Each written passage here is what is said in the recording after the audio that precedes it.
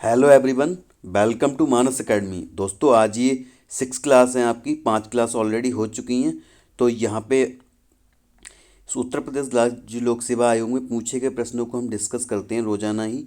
और ये सारे ही परीक्षाओं के लिए इम्पोर्टेंट रहेंगे, क्योंकि जितने भी प्रश्न पूछे जाते हैं आजकल, जो एसएससी हुआ या कुछ भी हुआ, यूपी टेट सी टेट, उसमें घुमा फिरा के आपके इन्हीं प्रश्नों को ले लिया जाता है। जो आयोग वाले प्रश्न होते हैं उन्हीं को इन परीक्षाओं में ले लिया जाता है। तो जो क्लास है हमारी, बहुत सारी परीक्षाओं के लिए इम्पोर्टेंट रहेगी, ना कि केवल यूपी पीसीएस, सारी परीक्षाओं के लिए इम्पोर्टेंट रहेगी। तो आज की 6 क्लास शुरू करते हैं। और आज क्लास वैसे डेली 10 बजे होती, लेकिन आज थोड़ी लेट हो गई किसी कारण से। तो आज की क्लास को शुरू करते हैं। आइए, आज का पहला प्रश्न है, राष्ट्रीय अध्यापक शिक्षा परिषद की स्थापना कब हुई? तो यहाँ पे बता देते हैं कब हुई थी। 1995 में, 1995 में राष्ट्रीय अध्यापक शिक्षा परिषद की स्थापना कब हुई? 17 अगस्त 1995 को हुई। और अधिनियम कब आया था? जो उसका 1993 में आया था। 1993 में एक स्वायत्त निकाय के रूप में स्थापित किया गया राष्ट्रीय अध्यापक शिक्षा परिषद, यानी कि एनसीटीई। एनसीटीई का मुख्य उद्देश्य संपूर्ण देश में अध्यापक शिक्षा प्रणाली की योजनागत और समन्वित विकास को प्राप्त करना और इससे संबंधित मामलों हेतु एवं अध्यापक शिक्षा प्रणाली के मानकों और मापदंडों का विनियमन और उचित अनुरक्षण करना है। जो आपका बीएड होता है वो भी इसी के तहत होता है, एनसीटीई के तहत, एनसीटीई के अंडर में होता है। ठीक है, एनसीटीई।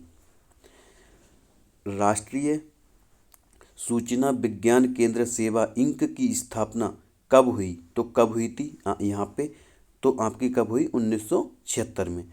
राष्ट्रीय सूचना विज्ञान केंद्र सेवा इंक की स्थापना 1976 में हुई। इलेक्ट्रॉनिक और सूचना प्रौद्योगिकी मंत्रालय के तहत राष्ट्रीय सूचना विज्ञान केंद्र भारत सरकार का प्रौद्योगिकी भागीदार है। इसकी स्थापना 1976 में विकास के विभिन्न पहलुओं में केंद्र और राज्य सरकारों को प्रौद्योगिकी संचालित समाधान प्रदान करने के उद्देश्य से की गई थी। एनआईसी ने केंद्र सरकार, राज्य सरकारों, संघ शासित प्रदेश प्रशासन, जिले और अन्य सरकारी निकाय को सूचना और संचार प्रौद्योगिकी अपनाने और ई गवर्नेंस सहायता प्रदान करने में महत्वपूर्ण भूमिका निभाई है।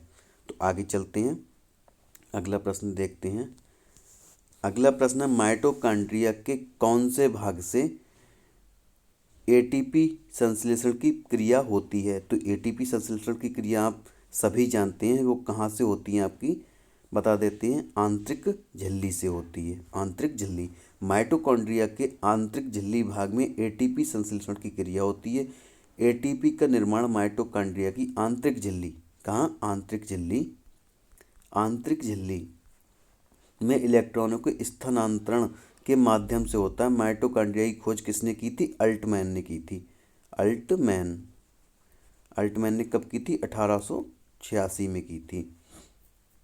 इनके एंजाइम द्वारा कोशिकीय श्वसन होता है, जिससे ऊर्जा पैदा होती है, अतः ये कोशिका के ऊर्जा गृह भी कहे जाते हैं, मतलब पावर हाउस भी कहा जाता है। आगे चलते हैं अगले प्रश्न पर। अगला प्रश्न आपका है, बहिर्मंडल में गैसों का संयोजन। जो बहिर्मंडल है, जैसे कि आपके विभिन्न मंडल हैं, जैसे क्षोभ मंडल हो गया, आपका क्षोभ मंडल हो गया, समताप मंडल हो गया, आयन मंडल हो गया। तो वो कह रहा है जो बहिर्मंडल, जो सबसे बाहरी वाला है बहिर्मंडल, उसमें कौन कौन सी गैसों का संयोजन है? तो यहाँ पे कौन सा हो जाएगा आपका? हीलियम और हाइड्रोजन। बहिर्मंडल में गैसों का संयोजन हीलियम और हाइड्रोजन है। वायुमंडल की संरचना कैसे हुई है वो मैं बता चुका हूँ आपको। सबसे पहले क्षोभ मंडल, समताप मंडल, मध्य मंडल, आयन मंडल, और सबसे जो बाहर है वो कौन सा होता है? बहिर्मंडल। आपका बहिर्मंडल ये होता है। ठीक है, बहिर्मंडल। तो यह सबसे ऊंचा स्तर होता है, बता चुके हैं। ठीक है, और जो ये हल्की गैसें होती हैं हीलियम और हाइड्रोजन, तो ये सबसे ऊपर हैं। ठीक है, आगे चलते हैं। द पॉपुलेशन बम के लेखक कौन हैं? यह बताना है आपको, पॉपुलेशन बम। तो ये कौन कौन है इसके? पॉल आर एहर लीच। द पॉपुलेशन बम के लेखक पॉल आर एहरलीच हैं। 1968 में एहरलीच की प्रकाशित पुस्तक में जनसंख्या के तीव्र प्रसार की बात की गई। जैसे एकदम से, जैसे पॉपुलेशन का बम ऐसे क्या समझ सकते हैं, जैसे एकदम से जनसंख्या जो बढ़ रही है हमारे देश में, तो उसके ऊपर इन्होंने एक वो बनाई है जो पॉपुलेशन बम है, मतलब जितनी भी जनसंख्या बढ़ रही है उसके ऊपर एक पुस्तक बनाई है। किसके द्वारा लिखी गई है ये पुस्तक? पॉल और एहर लीच के द्वारा। और इन्होंने अपनी पत्नी के साथ लिखा था इसे 1970 तथा 1980 के दशक में। आगे चलते हैं। भारत का प्रथम कृषि विश्वविद्यालय कहाँ है? तो कहाँ है आप सब जानते हैं। तो ये था कहाँ पे? कहाँ है? पंतनगर में। भारत का प्रथम कृषि विश्वविद्यालय उत्तराखंड के पंतनगर में गोविंद वल्लभ पंत कृषि एवं प्रौद्योगिकी विश्वविद्यालय भारत का प्रथम कृषि विश्वविद्यालय, जिसकी स्थापना ज्वाइंट इंडो अमेरिकन टीम के सलाह पर कब की गई थी? 1960 में की गई थी। यह विश्वविद्यालय भारत में हरित क्रांति का अग्रदूत माना जाता है। भारत में हरित क्रांति के अग्रदूत के रूप में कौन सी यूनिवर्सिटी जानी जाती है? आपकी कृषि विश्वविद्यालय पंतनगर। ठीक है, पंतनगर। आगे चलते हैं अगला प्रश्न पर। अगला, राष्ट्रीय वनस्पति उद्यान किस शहर में स्थित है? तो किस शहर में है आपका? ये हो जाएगा आपका लखनऊ में। राष्ट्रीय वनस्पति उद्यान लखनऊ में स्थित है, जो कि कहाँ की राजधानी है आपकी? यूपी की राजधानी है लखनऊ। राष्ट्रीय वनस्पति अनुसंधान संस्थान देश की अग्रणी राष्ट्रीय प्रयोगशालाओं में से एक है, जो कि वैज्ञानिक तथा औद्योगिक अनुसंधान परिषद नई दिल्ली के अंतर्गत लखनऊ में कार्यरत है। यह संस्थान राष्ट्रीय वनस्पति उद्यान के रूप में राज्य सरकार के अंतर्गत चलता है। ठीक है। 13 अप्रैल 1953 को वैज्ञानिक तथा औद्योगिक अनुसंधान परिषद ने अनुग्रहित कर लिया। ठीक है, इसे कब अनुग्रहित किया गया? 1953 में। ठीक है, आगे चलते हैं। अब अगला है प्रश्न आपका, काल वैसाखी कहाँ मनाई जाती है? काल वैसाखी कहाँ मनाई जाती है? तो कहाँ मनाई जाती है आपकी? ये मनाई जाती है आपकी पश्चिम बंगाल में मनाई जाती है, उड़ीसा में। तो इन दोनों में ही मनाई जाती है। और कौन सा ऑप्शन सही हो जाएगा? 1 और 2। ठीक है। और ये क्या होता है काल वैसाखी? ये मनाई नहीं जाती। ये होता है कि एक जैसे लू चलती है जो अपने गर्मियों में, तो उसी को अलग अलग नामों से जाना जाता है। तो ये त्योहार नहीं है, ये एक समझ लो एक लू है। तो लू का नाम क्या रख दिया? काल वैसाखी। काल वैसाखी तो कहाँ पर आती है? पश्चिम बंगाल और आपके उड़ीसा में आती है। तो कौन सा ऑप्शन सही हो जाएगा? 1 और 2 दोनों। काल वैसाखी उड़ीसा और पश्चिम बंगाल में आती है। ठीक है, आगे चलते हैं अगले प्रश्न पर। अगला प्रश्न है, काल वैसाखी का संबंध किस राज्य से है? जो कि पहले ही बता चुके हैं, उड़ीसा और पश्चिम बंगाल। तो यहाँ पे कौन सा हो जाएगा आपका? ओडिशा। ओडिशा हो जाएगा। ठीक है, ओडिशा हो जाएगा। अब आगे आगे क्या है?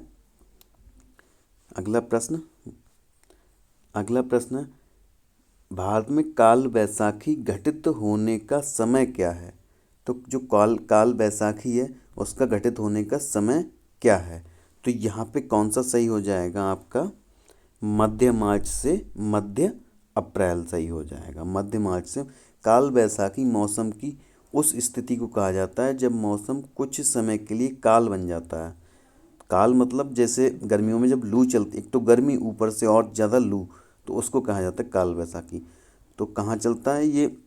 अगर देश की बात की जाए तो आपका कौन सा हो जाएगा? बांग्लादेश भी हो जाएगा और भारत भी हो जाएगा। तो इसमें दोनों ही आ जाएंगे, बांग्लादेश और भारत।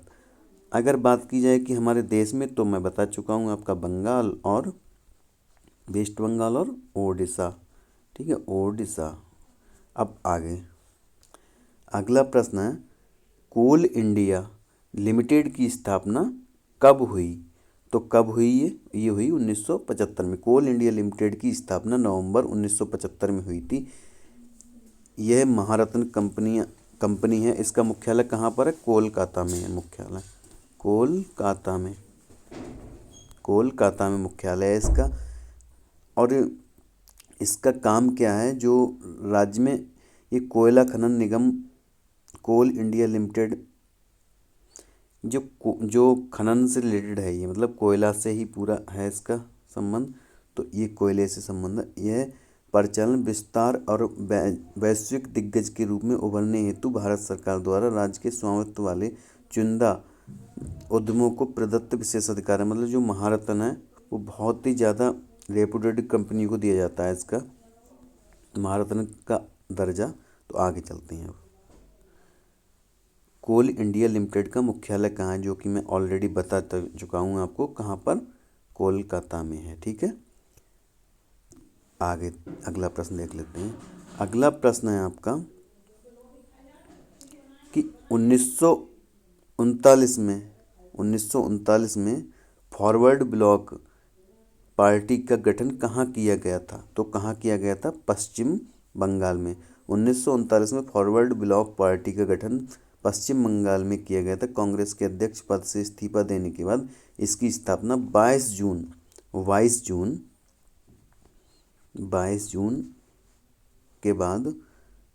1939 को सुभाष चंद्र बोस द्वारा की गई थी।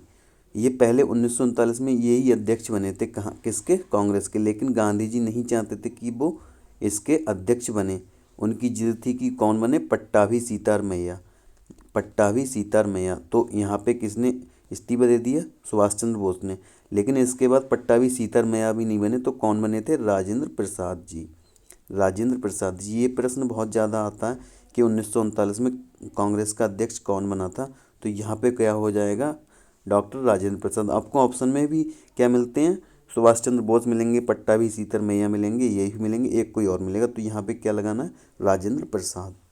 आगे अब आत्मसम्मान आंदोलन किसने शुरू किया था? तो किसने शुरू किया था? यहाँ पे E.V. रामास्वामी ने शुरू किया था। कब शुरू किया था? 1925 में शुरू किया था। ठीक है, और जो इसकी शुरुआत हुई थी वो कब हुई थी? 1926 में। ठीक है, 1926 में। ठीक है, अब आगे चलते हैं अगले प्रश्न पर। किस पंचायती राज संबंधी समिति ने त्रिस्तरीय, यहाँ पे स्त्री नहीं त्रिस्तरीय है, ठीक है, त्रिस्तरीय, ठीक है, त्रिस्तरीय ढांचे की सिफारिश की थी। तो किसने की थी? बलवंत राय मेहता समिति। अब इसको याद करने की ट्रिक क्या हो जाएगी? बलवंत 1, राय 2 और मेहता 3। तो ये क्या हो जाएगी? त्रिस्तरीय। ठीक है, त्रिस्तरीय। अब बात की जाए कि द्विस्तरीय कौन सी है, तो कौन सी हो जाएगी? 1 और 2 अशोक मेहता समिति।